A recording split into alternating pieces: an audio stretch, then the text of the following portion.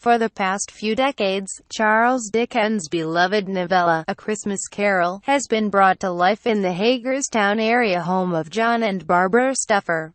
The retired couple began collecting Dickens' village items in the 1980s, growing their collection to more than 100 detail-oriented homes and buildings to create a meticulously crafted display that features many of the characters and sights portrayed in the Dickens story.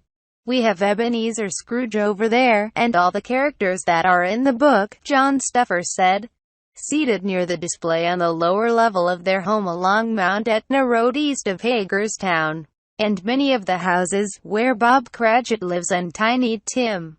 Of course, it even features ghosts in the town graveyard, a nod to the Dickens storyline about bitter old Scrooge and his transformation to a more caring, kinder man after being visited by the ghosts of Christmas past, present and yet to come. "We appreciate it as much as anybody else does," Barbara Stouffer said.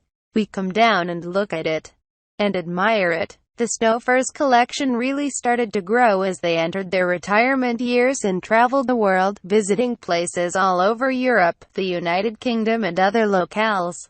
You learn to know a lot of people, and you also pick up a few ideas how people live, and that gave us some ideas of what to put into our little display over here, John Stouffer said. John Stouffer retired as a biology teacher in Washington County Public Schools in 1989. His wife followed suit in 1995, retiring as a registered nurse with the Washington County Health Department after nearly 18 years.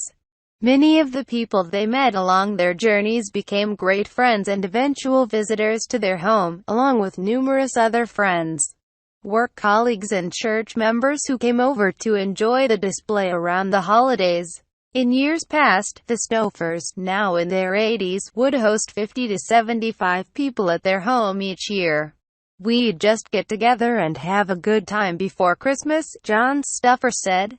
They kept adding items until 2000, when they basically ran out of room. The collection started in their living room. Before it got so big they had to move it downstairs into a larger space. The display grew to include trees, snow, sidewalks, street vendors and numerous people associated with various buildings, such as a bank, post office and police department.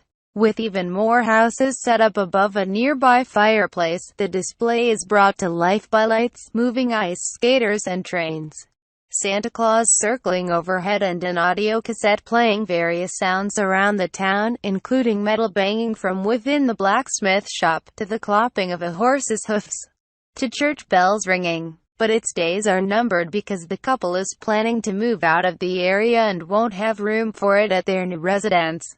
They say many of their belongings will be put up for sale in an online auction, including the Dickens village, which they would like to see sold as a complete set. However, until that time comes, they plan to continue enjoying and sharing it with others as another holiday season arrives again. "We just loved putting the thing together," John Stouffer said.